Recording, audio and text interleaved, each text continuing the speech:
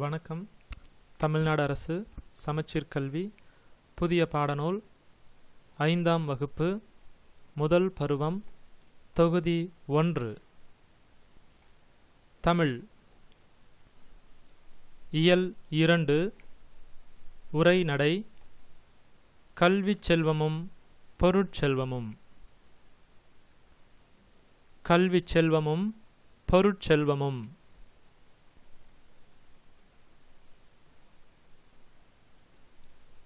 மலர்விழியும் தமிழரசியும் தோழிகள்.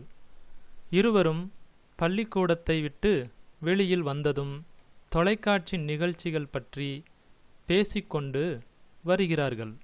அப்போது மலர்விழி தன் தோழியிடம் தொலைக்காட்சியில் நேற்று கல்விச் செல்வமும் பொருட்செல்வமும் என்ற தலைப்பில் நடந்த பட்டிமன்றத்தை நான் பார்த்து கொண்டிருந்தேன்.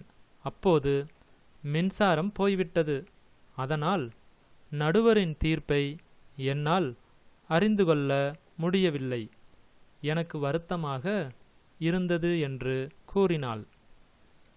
தமிழரசி: வருத்தப்படாதே மலர்விழி, இந்த பட்டிமன்றம் பார்த்தவர்களிடம் முடிவை கேட்டு தெரிந்து கொள்ளலாம்.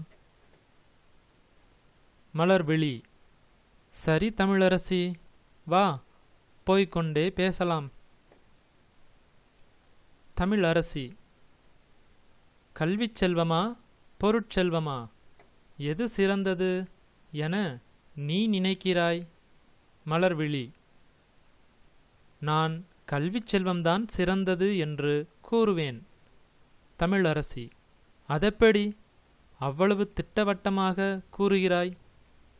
மலர்விழி: கல்வி கற்காதவன் கலர் நிலத்திற்கு ஒப்பாவான் என்று பாரதிதாசனாரும் கேடில் விழுச்செல்வம் கல்வி என்று திருவள்ளுவரும் கூறியிருக்கிறார்கள்.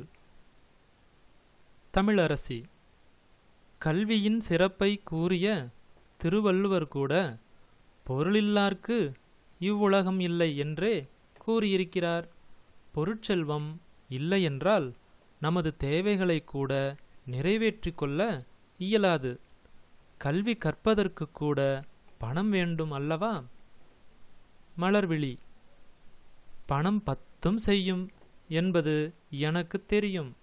வாழ்க்கையை நடத்துவதற்கு பணம் தேவைதான்.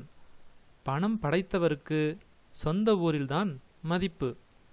கல்வி கற்றவர் சென்ற இடமெல்லாம் சிறப்பு பெறுவர். தமிழரசி: கல்வி கற்றவர் செல்வம் படைத்தவர்களின் தயவில்தாம் வாழ வேண்டியுள்ளது. மலர்விழி: பொருட்செல்வம் நிலையில்லாதது. கல்விச் செல்வமே இம்மைக்கும் மறுமைக்கும் பயன் தருவது, என்றும் அழியாதது. பொருட்செல்வம் கொடுக்க கொடுக்க குறையக்கூடியது. கள்வர்களால் கவர்ந்து செல்லக்கூடியது, அதாவது திருடர்களால் கவர்ந்து செல்லக்கூடியது.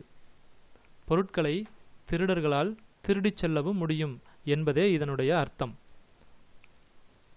தமிழரசி: பணமில்லாதவன் பிணம்.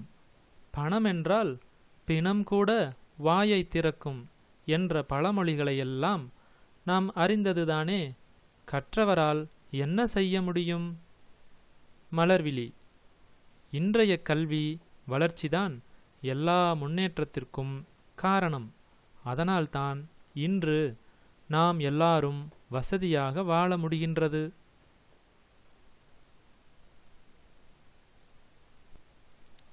தமிழரசி: புதுமைகளை கண்டறிய கற்றவர்களுக்கு பணமும் தேவைப்பட்டிருக்கும் அல்லவா? மலர்விழி: ஆம், அதற்காக பணம்தான் உயிர் நாடி என்று கூறுவது தவறு. கல்விதான் அறிவை வளர்க்கிறது. நன்மை தீமைகளை பகுத்தறிந்து நல்வழியில் தன் வாழ்வை அமைத்து கொள்ள வழி செய்கிறது. தமிழரசி: பசி வந்திட பத்தும் போகும். வறுமைதான் சமூக தீமைகளுக்கும் காரணமாகின்றது. மலர்விழி: வறுமையிலும் செம்மையாக வாழ்பவன் கற்றறிந்தவன். கல்லாதவன் அறியாமையால் தவறு செய்கின்றான். தமிழரசி: அறியாமை உள்ளவன் பணக்காரனாகவே இருந்தாலும் அமைதியான வாழ்வுக்கு கல்வி அவசியம் என்பதை ஒப்புக்கொள்கிறேன்.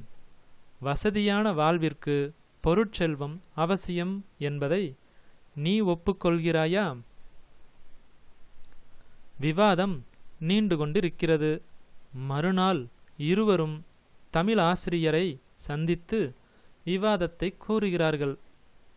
தமிழாசிரியர்: மக்களிடம் அறியாமை இருளை நீக்கி அறிவு ஒளிபெறச் செய்வது கல்வி. கல்வி அறிவை நாம் இளமையிலேயே பெறுவதுதான் சிறந்த வழி.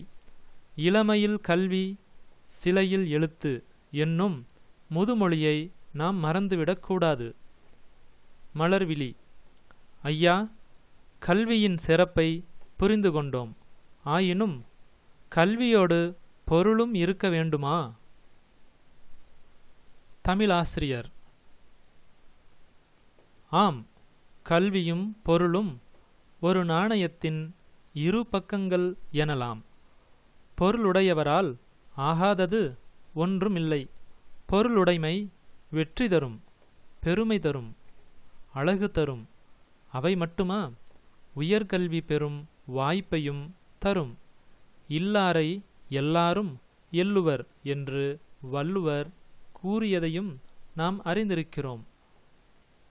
ஆகவே அடிப்படை வாழ்க்கை தேவைகளுக்கு பொருள் கட்டாயம் தேவை. ஆனால் நம்மை மேன்மைப்படுத்துவது கல்விதான் என்பதில் எள்ளளவும் ஐயமில்லை.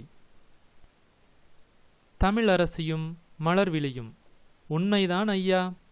கல்வியால் அறிவு தெளிவு உண்டாகும். பொருளால் நம் வாழ்வு வளம் பெறும் என்பதை புரிந்து கொண்டோம்.